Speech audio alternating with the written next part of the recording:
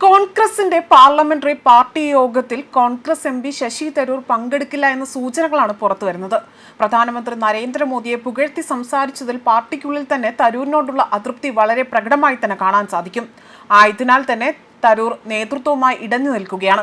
ഇതോടെ കോൺഗ്രസിൽ നിന്നും തരൂരിനെ പിടിച്ചു പുറത്താക്കണമെന്ന അഭിപ്രായത്തിൽ മറ്റു നേതാക്കളും എത്തി നിൽക്കുകയാണ്. അടിയന്തരാവസ്ഥ ലേഖനത്തിൽ ശശി തരൂർ എം പിക്കെതിരായ വികാരം പാർട്ടിക്കുള്ളിൽ ശക്തമാവുന്ന സാഹചര്യത്തിൽ കൂടി അച്ചടക്ക നടപടി വേണ്ട എന്ന നിലപാടിലാണ് ഇപ്പോൾ ഹൈക്കമാൻഡ് എത്തി നിൽക്കുന്നതും. എന്നാൽ തരൂരിന്റെ ലേഖനത്തെ പൂർണ്ണമായും അവഗണിക്കണമെന്നതാണ് നേതാക്കളുടെ തീരുമാനം.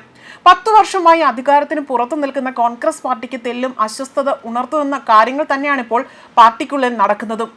അതുമാത്രമല്ല, അടിയന്തരാവസ്ഥ ലേഖനത്തിൽ കൃത്യമായി തന്നെ കോൺഗ്രസിന്റെ മുഖം എന്താണ് എന്നുള്ളത് എടുത്തു കാണിക്കുന്നുണ്ട്. തരൂരിന്റെ മോദി പ്രേമമാണ് കോൺഗ്രസിനെ കൂടുതൽ വെട്ടിലാക്കിയിരിക്കുന്നത് എന്നതാണ് രാഷ്ട്രീയ നിരീക്ഷകർ വിലയിരുത്തുന്നതും. മാത്രമല്ല, തരൂർ BJP യിലേക്ക് ചായുമോ എന്ന ഭീതിയും കോൺഗ്രസ് പാർട്ടിക്കുള്ളിൽ നിലനിൽക്കുന്നുണ്ട്.